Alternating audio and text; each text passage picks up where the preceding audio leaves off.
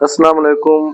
इल्म हिसाब की दुनिया के दोस्तों, आज हम ज़मीन की जो पैमाइशी इकाइयाँ हम पढ़ रहे थे, उसमें सबसे बड़ी इकाई जो होती है वो एकड़ होती है। तो उसको हम निकालने का आज पूरा तरीकाकार फार्मूले के साथ सीखेंगे। तो दोस्तों, जब भी एकड़ हम निकालते हैं तो उसके लिए सबसे पहले हमें उसका एरिया निकालना होता है, जो हमें लंबाई और चौड़ाई में फुट में या सिरसाई क्रम में दिया जाता है।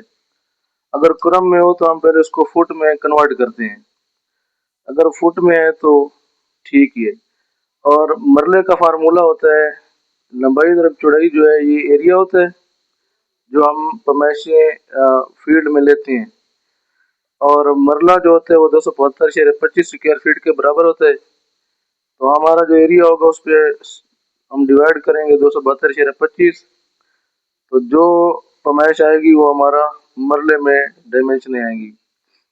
इसके बाद हमारे पास इकाई होती है कनाल का फार्मूला। तो कनाल का फार्मूला जो है वो होता है मरला डिवाइड बाय 20।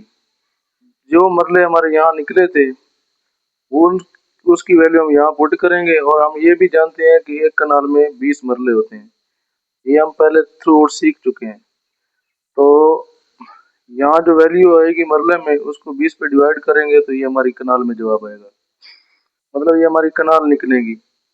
उसके बाद फार्मूला एकड़ का आता है, जो कि कनाल डिवाइड बाय 8 होता है, क्योंकि हम जानते हैं 1 एकड़ जो होता है वो 8 कनाल के बराबर होता है।